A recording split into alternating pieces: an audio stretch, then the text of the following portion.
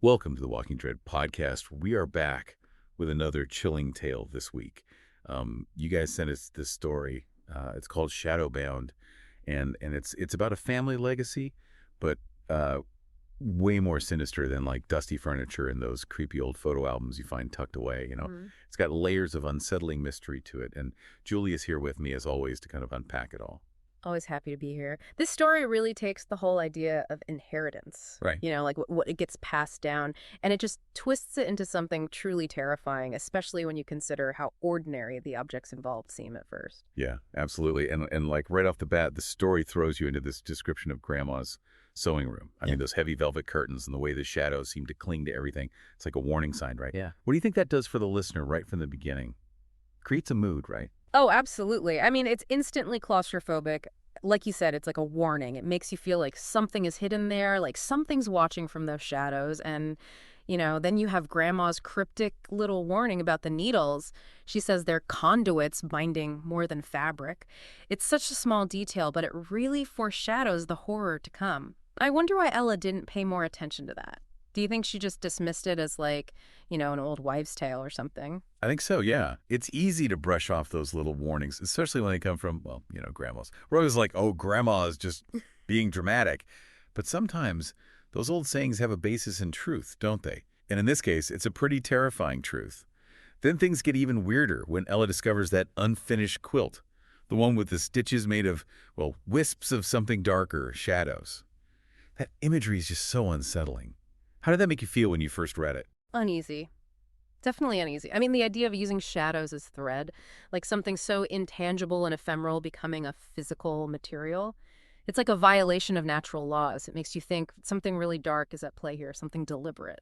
Totally. And then there's that moment where Ella feels drawn to the needle. It's almost like it's calling to her. She describes it pulsing and whispering of promises and power.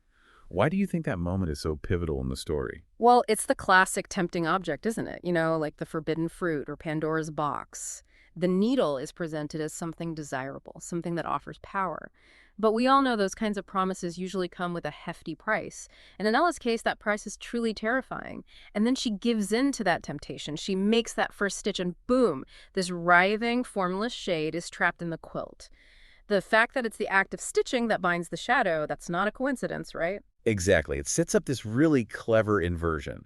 Sewing is usually associated with creation, with comfort, with mending things. But here it becomes a way to trap and imprison something sinister. Exactly. And what's even more unsettling is how that seemingly insignificant moment where Ella pricks her finger becomes the catalyst for the whole nightmare. The blood being absorbed by the needle, it creates this link, this connection between Ella and the shadow. Right. It's like the blood isn't just a physical substance. It's like a conduit for the curse. And from there, things spiral out of control. Ella tries desperately to stitch the needle away onto herself, onto the room. But each stitch brings another scream, and a piece of her just vanishes, replaced by shadow.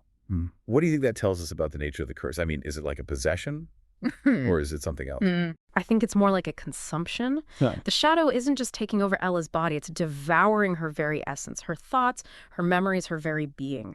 The screams, they highlight the agony of that loss, the sheer terror of being erased bit by bit.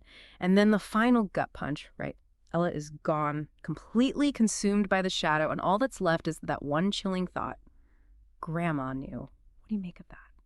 That's the moment where you realize there's a whole other layer of horror to this story, right? It suggests that Grandma wasn't just a victim of the curse, she was complicit in it. Maybe even the one who orchestrated this whole thing. And as if that's not enough, the story ends with the shadows themselves speaking. They say, "Welcome, heir. The legacy was hers now, needle and curse both." It's like the cycle is complete. It's going to keep repeating. It's a very chilling thought. This idea that Ella wasn't just unlucky, she was chosen, groomed to become part of this sinister lineage. And now she's the one who'll pass the curse on. The final image of those heavy velvet curtains trembling, the outside world teeming with unsuspecting victims, it leaves you with this sense of dread that lingers long after you finish the story. What part of Ella's horrifying transformation resonated most with you? I think for me, it's the way the story takes something so ordinary, so domestic like sewing, and turns it into a tool of pure terror. It makes you look at the things around you in a new light, doesn't it? Makes you wonder what hidden histories might be lurking beneath the surface. And that's exactly the kind of unease that Shadowbound leaves you with. Let us know what you thought of this creepy tale. Don't forget to rate and follow the Walking Dead podcast for more stories that will keep you looking over your shoulder.